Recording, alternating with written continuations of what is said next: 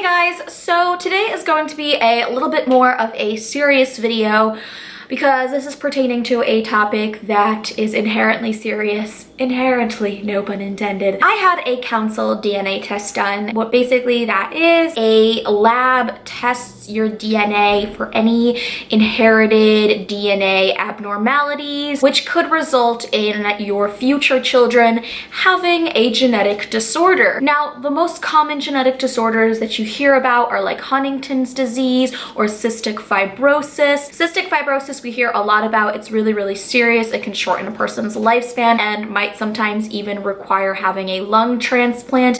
I personally don't know anybody with the disorder, but I've read a lot of stories about people suffering with it, and it is absolutely heartbreaking. And when I had a Council test done, I did not expect to have anything crazy pop up in the screening because no one in my family has ever really had a disorder. So when I did the test, I wasn't really nervous. In fact, I did the test a while back because I was an egg donor. After I got the test done, I kind of put it on the back burner. I didn't really think about it very much because I really didn't think that I had anything. And they even told me themselves at the office that usually nothing serious comes up. The woman from the office called me a bunch of times and left me a couple voicemails, and she said that it was very urgent and that I needed to call them back and they needed to speak to me about 3 rare but potentially serious genetic disorders that they found. And my heart just dropped. This wasn't only going to affect my ability to donate eggs to couples,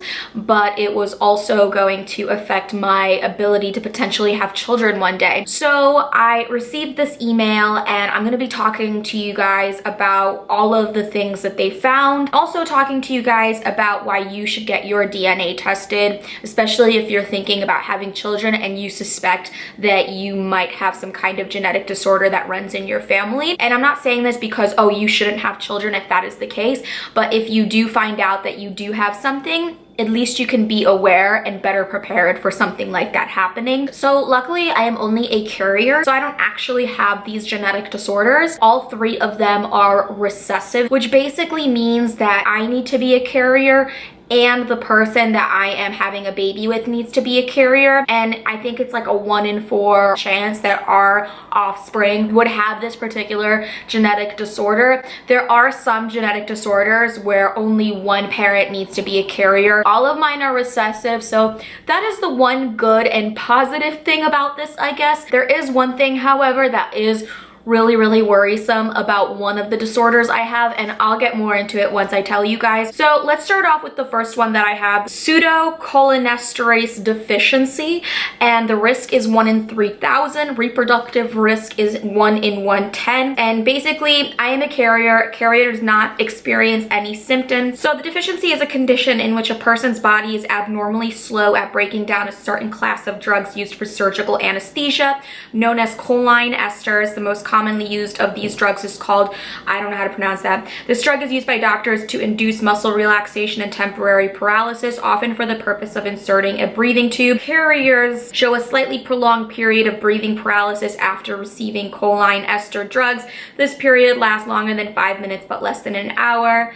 And so basically, I don't respond very well to a certain class of anesthetic drugs, and I did not know I was a carrier of this, and it's a very good thing to know, especially if I ever have any kind of surgery done in the future. So now if I were to ever go in for a surgery, I would have to bring this to my surgeon and let them know, because then they would have to bring in a breathing machine in order to assist my breathing. But I actually know which side of the family this mutation comes from. When I told my mom about my results, she literally stopped dead in her tracks and she's like, there's no fucking way. And I'm like, yeah, what does this mean? Does anyone in our family have this?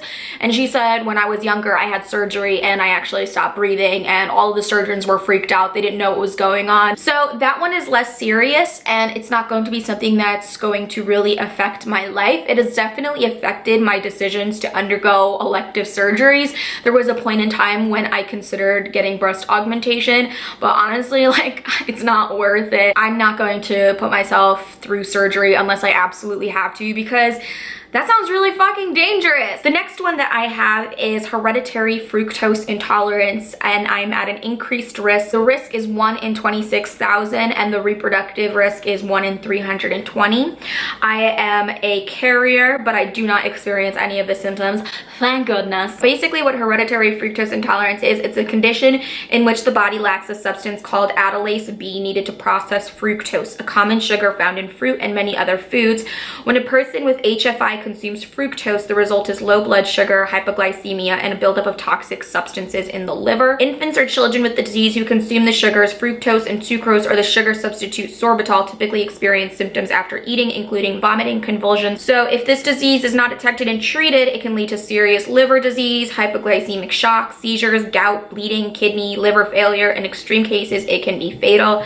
For this reason, early detection is critical. A strict diet free from fructose, sucrose, and sorbitol always allows most people with HFI to live normal, symptom-free lives, although those with a severe course of the disease may develop serious liver disease later in life. So that's really crazy because 3 of my relatives on my mother's side have gout. So I definitely think that this is coming from my mother's side of the family. Now, I do not have this, like I said, thank goodness, because I love my fructose and my sucrose and my high fructose corn syrup. Like, honestly, this disease sounds like a fucking nightmare. I know a lot of people who have celiac disease and they have to eat a very strict gluten-free diet, and just as that, this sounds really, really challenging to live with. So that is definitely very, very scary. And the last one is the most serious one. This one is called Smith-Laemmle Opeth syndrome, and when I googled it, I got so scared because it is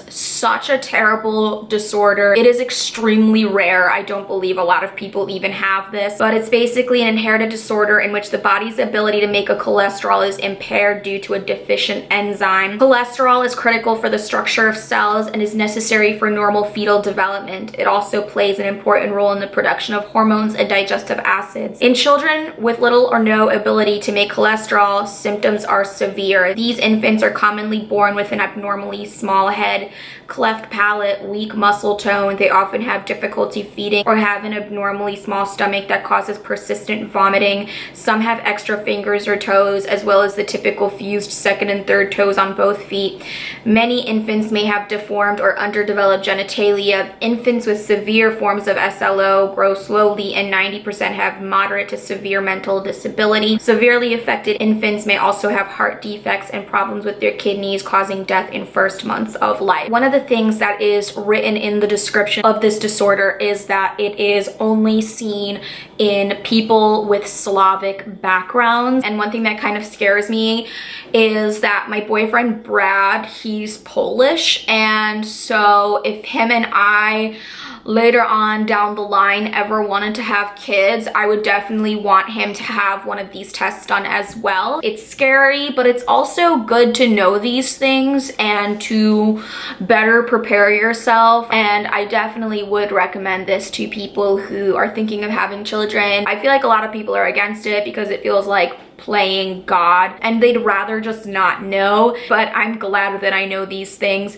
So yeah, if you guys want to know more about counsel testing and genetic disorders, I'm gonna leave a link to one website down below, but even just a simple Google search will bring up a ton of information. So yeah, thank you guys for watching this video. Let me know what you think in the comment section below. Do you know if you're a carrier of any kind of genetic disorder? Also, make sure to subscribe to my channel by clicking the subscribe button and the little bell next to it to join the notification squad, because that makes you cool or some shit. And I'll see you guys in my next video. Bye!